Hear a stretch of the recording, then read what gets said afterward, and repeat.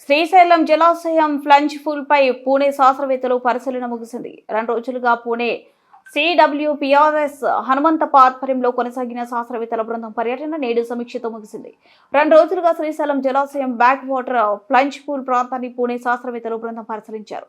జలాశయం ప్రధానంగా ఫ్లంజ్ pool గ్యాలరీలు, approach road, కోతకు గురైన కొండ చర్యలు, నీటి వివరాలు, భద్రతా సంబంధిత అంశాలపై అధికారులను అడిగి తెలుసుకున్నారు.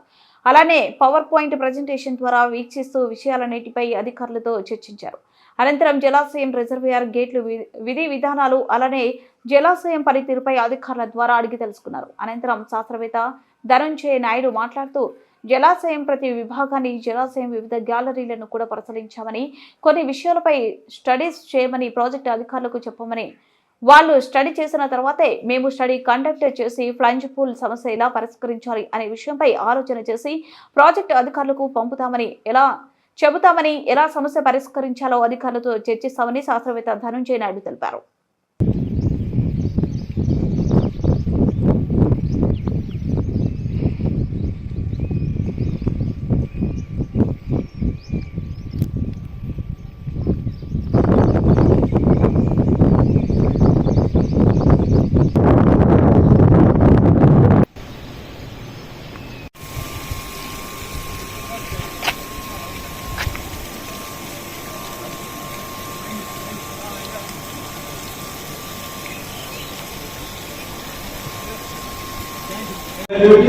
इंजीनियरिंग प्रॉपर्टी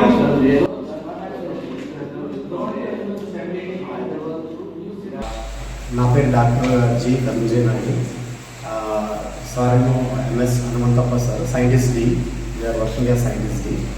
సో మేము CWPRS పూణే నుంచి రావడం జరిగింది. ఇక్కడికి శ్రీశైలం డ్యామ్ని విజిట్ చేయడానికి వచ్చాము ప్రాజెక్ట్ అథారిటీ రిక్వెస్ట్ బట్టి. సో ఇక్కడ ఏంటంటే మెయిన్ ప్రాబ్లం ఏంటంటే ఇక్కడ ఫ్లంజ్ పూల్ ఏరియాలో సమస్య ఉందని నాకు తెలిసింది. ప్రాజెక్ట్ అథారిటీ వాళ్ళు మాకు ఇన్ఫార్మ్ చేశారు. సో మేము 20 మే 2025 నుంచి 21 మే 2025 వరకు మేము ఈ మొత్తం డ్యామ్ పరిశీలించడం జరిగింది, ఇంక్లూడింగ్ ఫ్లంజ్ పూల్ ఏరియా. సో ఇక్కడ అప్ స్ట్రీమ్ సైడ్లో విజిట్ చేసాం, అండ్ డౌన్ స్ట్రీమ్ సైడ్లో కూడా మొత్తం అంతా డ్యామ్ని పరిశీలించడం జరిగింది.